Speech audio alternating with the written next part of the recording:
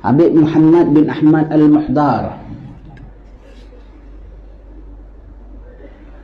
guru kepada Habib Ja'far bin Ahmad bin Abdul Qadir Al-Indrus, guru kepada bapa Habib Ali.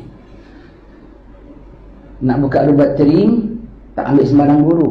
Di antara guru-guru topnya itulah Habib Ali bin Shihab, Habib Ja'far, Habib Abdullah Syatiri. Semua mengajar majanan, free of charge, tak ada pakai gaji, tak ada pakai apa. Top-top wali diambilkannya dia. Maka nak diambilkan Habib Ja'far balik, kemudian kalau kita tengok gambar Habib Ja'far dan pakai tasbih Habib Ja'far tu lah, dia daripada Habib Muhammad bin Ahmad Al-Muhdar. Habib Muhammad bin Ahmad Al-Muhdar ni, kalau orang nak tengok macam mana orang yang paling wajah mirip baginda sallallahu alaihi wasallam, dia. Sampai Belanda kot di sana, di Jawa sana tengok, kan orang-orang kita kan penentang Belanda kan. Belanda boleh keluar perkataan dia. Tu siapa ya? Tengok mukanya, Belanda terpesona. Mukanya bukan macam muka pemberontak dan bukan muka-muka apa orang penipu ya.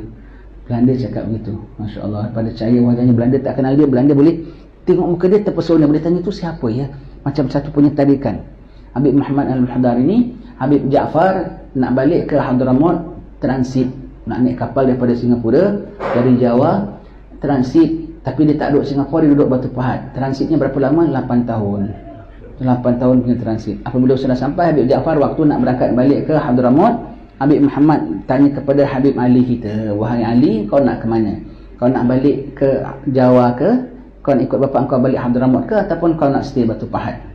Dia bilang, Habib Ali bilang, katakan, aku pilih Batu Pahat Habib. Kenapa kau pilih Batu Pahat?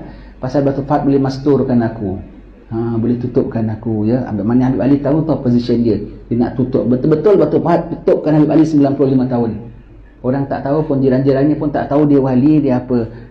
Yang kata Pak Habib bacakan air, tu kan Pak Habib bacakan air aja, yang ada bilang dia pawang lagi. Habib Ali dia bilangnya pawang ya. Orang tak tahu